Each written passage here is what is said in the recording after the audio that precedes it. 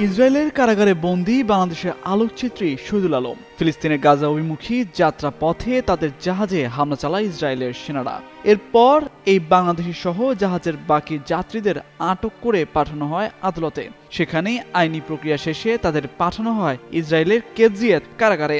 এখন প্রশ্ন উঠছে, বাংলাদেশি এই আলোকচিত্রীকে বাঁচাতে এখন কি করবে অন্তর্বর্তী সরকার? এর মধ্যে বিষয়টি নিয়ে একটি বিজ্ঞপ্তি দেওয়া হয়েছে প্রধান উপদেষ্টার কার্যালয় থেকে। সেখানে বলা হয়েছে, ইসরায়েলের কারাগারে আটক সাংবাদিক শহীদুল আলমকে তুরস্কের সহায়তায় মুক্ত করার চেষ্টা চলছে। তুরস্কের কর্তৃপক্ষ আশা প্রকাশ করেছেন যে আজই তাকে বিশেষ বিমানযোগে আঙ্কারায় নিয়ে আসার সম্ভাবনা রয়েছে। যদিও এ ব্যাপারে তুর্কি কর্তৃপক্ষ শতভাগ নিশ্চয়তা দিতে পারেননি। আঙ্কারায় নিযুক্ত বাংলাদেশের রাষ্ট্রদূত আমানুল হক গতরাতে এই তথ্য জানিয়েছেন।